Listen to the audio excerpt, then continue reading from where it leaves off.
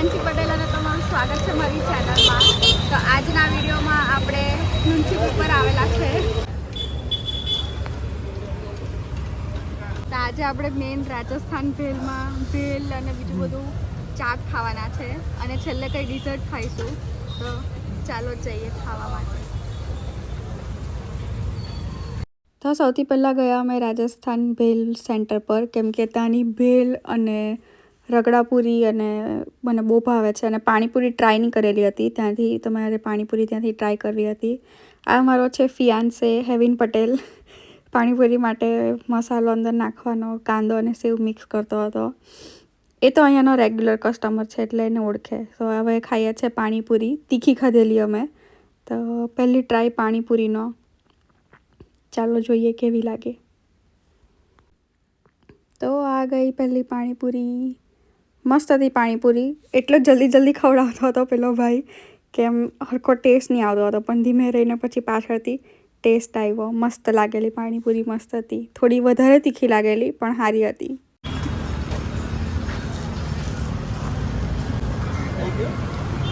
કેવું લાગ્યું?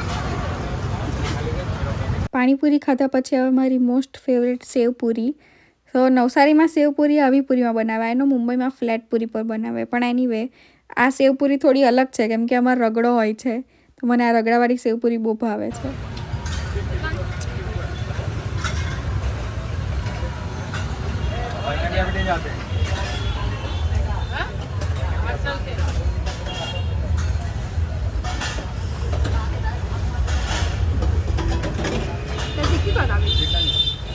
એ કરી જ દઈ.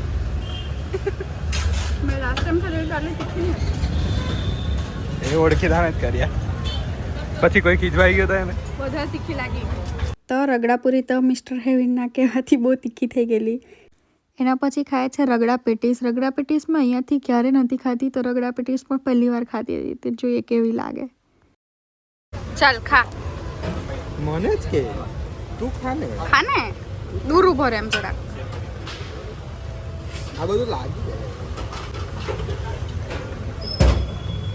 પેલા બધું મિક્સ તો કરા દે. વિડીયોમાં થોડુંક જ લેજે બરાબર.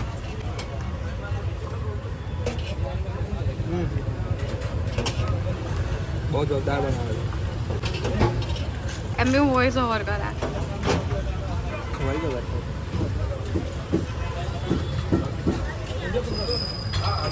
ભલે ખાઓ. તો રગડા પેટીસ થેન્કફુલી સેવપુરીની જેટલી તીખી નહીં હતી અને ટેસ્ટ બી એકદમ મસ્ત ફ્લેવરફુલ હતો. મને તો બહુ ભાવી. પહેલી વાર ખાતી હતી પણ મજા આવી. રગડા પેટીસ ખાઈ લીધી. હવે છેલ્લી વસ્તુ ખાવા જઈ રહી છું, ભેળ. ભેળ તમે આગળ બી ખાધેલી છે. તમે નવસારીનો ફૂડ વ્લોગ જોઈ મેં બનાવેલો આગળ તે જોયું હોય તો એમાં ખાધેલી છે ઓલરેડી, પણ 1-2 વર્ષ થઈ ગયેલા. તો પાછા ખાઈએ. તો આવી ગઈ છે આપણી ભેળ. જોઈને જ કેટલી મસ્ત દેખાતી છે. પાછું મોઢામાં પાણી આવી ગયું એડિટ કરતાં. એટલી ભૂખ ખડે. આપણે ગમે તેટલું બહાર ખાઈ લઉં, સ્ટ્રીટ ફૂડ પર લાઈક જે લહેરી પર ખાવાની જે મજા આવે ને, એવી મજા તો કશે નહીં આવે. કેટલા બી હાઈ-ફાઈ રેસ્ટોરન્ટમાં ખાઈ લો, એનું લાઈક ક્લાસ અલગ હોય, પણ જે લહેરી ખાવાની મજા આવે ને એવી મજા તો નહીં જ આવે. ભેલ તો એકદમ મસ્ત લાગેલી. હેવિનને બી ભાવેલી. એનું તો રોજનું છે, મેં પહેલાં કીધું એમ. પણ ચાલો હવે નેક્સ્ટ લહેરી પર જઈએ, અને એ છે રાજસ્થાન મલાઈ કુલ્ફી. તો ત્યાં સૌથી પહેલાં કોલ્ડ કોકો પીધો. ઓબ્વિયસલી કોલ્ડ કોકો તો પીવો જ પડે. નવસારી સુરત જઈને કોલ્ડ કોકો નહીં પીધો તો હું પીધું.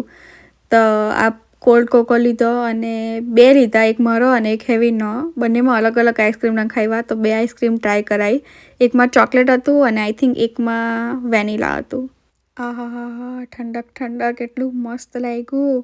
કોકો તો મસ્ત લાગ્યો. હવે ચોકલેટ આઈસ્ક્રીમ ટ્રાય કરું કેવું લાગે.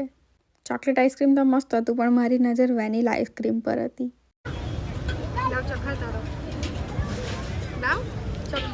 પછાડી ઝગમગ થાય તે લે. વેનીલા આઈસ્ક્રીમ બી બહુ મસ્ત હતું. કોકો હાથે એકચ્યુઅલી ચોકલેટ આઈસ્ક્રીમ બંને ચોકલેટ થઈ જાય. સો વેનીલા આઈસ્ક્રીમ વધારે સારું લાગતું હતું. અને આટલુંમાંથી પેટ નહીં ભરાયું, તો છેલ્લે ઓબ્વિયસલી કુલ્ફી તો ખાવી જ પડે. તો અમને 3-4 ફ્લેવર મિક્સ જોઈતા હતા અને ડીશમાં જોઈતા હતા. આવી રીતે કાપીને આપી અમને.